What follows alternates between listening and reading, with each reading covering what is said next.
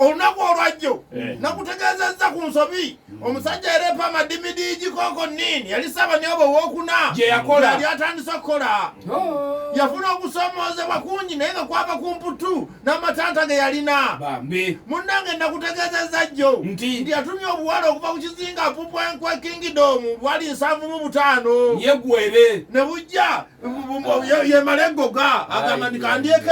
ebbali munnange buno ne bujja n'ekirwadde kiyitibwa empituya ne kiryoka kiruma Abanyooba bonna okubasenkenya obbamalawo empituya yabaluma bannange mwana ki gwe twasanze ku masengere yasekedde empituya mwanyina wa gundi wakwefulukuta mwanyina wakwefulukuta tetwamutegedde erinnya tetwakutegedde nga kwefulukuta amukuuma okufa obufi alinga tayagala nkoko nze omanyi munsobera munnange ekirwadde bwe kiruma Abanyooba bamalawo obumazi ensigo zonna ne zikala ensigo za nadizi ez'abaami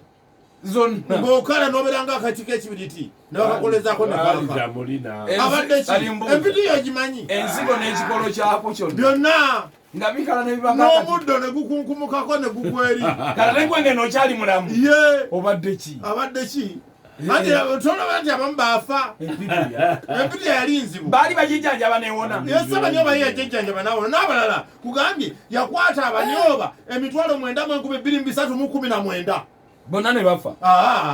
kwafaako 4,312 abalala ne bawona abalala basobola okuwona ku mitwalo bwe kuwona kuvaako 4,000 kakati okusomoozebwa okulala nakugambye nti yakwekaddanga penge pingi jongo ddungu yali Sergeant Mulamba okuva mu majja gali okuva mu gye North Korea yali amukwese ng'akwatiddwa lubona ng'akukusa obuganga bw'omuzinga gwa North Korea ogw'ebyafaayo ogw'omutawaana otyo kale nno okujjukira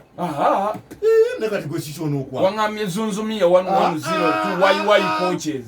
nakugambye omuzinga baali baguyita ziyandra daidai 442 piriyambo dongo pingi dingi 1614 degrees 004 maginam panatula 17% vivi 7770 YY coach tekiri kitwasembeddeko nate manyi nti YY coach nedda sebo wano bino bamala okugwawo abakungu bonna mu Bunyooba ne balyoka besula balaba embeera etabuse bakulembeddwa omusajja ayitibwa Mbivigo Momontai ng'omusawo alungamya obuwangwa ne balyoka bakola olukiiko olwatuula mu Pinutu Valley mu kikko kya Pinutu ekikko kino kisangibwa mu kibira Piriaswaya mwe batema omuggo guli kakati beekweka eyo basooke bateese babeeko ngeri gye balumaaluma mu bigambo ku bakungu kwaliko zigamanga nyuperewunda embogo tandipeta yakuza Ssaabanyooba oli ne mukyala we iritiraga petenyerenye naye yagenderako otyo igaaga mpera we igaaga namayindoyindogoma nga mulerwa w'Obunyooba naye yaliko yasigala